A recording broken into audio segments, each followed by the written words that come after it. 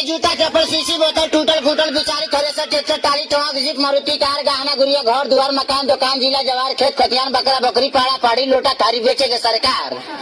आगे बड़े चौपट ले जाए साल में एक बार महीना में 2 बार हफ्ता में 3 बार पाड़ा के पाड़ी लोटा के थारी जे ना बेटी कबाड़ी ओकर पोतो हमार के सास के फूटा फारी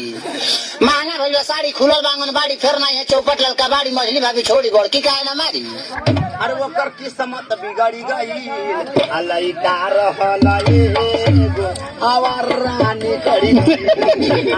अलई का रहला एगो आवर रानी कहनी की बाबू पढ़िला तू एम ए बीए ऐसन मिलल संगतिया लागल दारू पिए लड़के के समाज ही जिंदगी है कोई अच्छा समाज पकड़ लेगा लड़का कामयाब हो जाएगा और गलत समाज पकड़ लेगा जिंदगी उसका बर्बाद हो जाएगा पहले बात संघर्ष शुरू होता है कुछ संघर्ष उड़ जाए और बात फात में से एक भाभी का अरे कहनी की बाबू पढ़िला तू एम ए बीए ऐसन मिलल संगतिया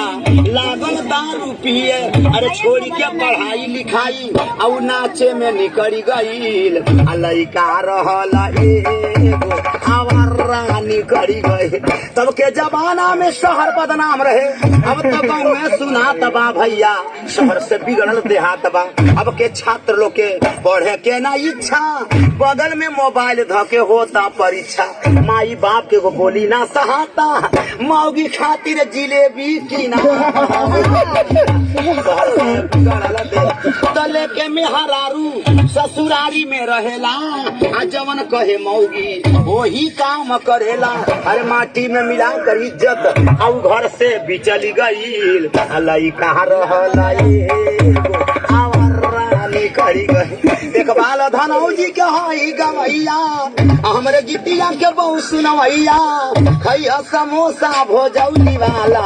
तोहरा चरा पर लिख दी है गीत देखभाल धनौजी वाला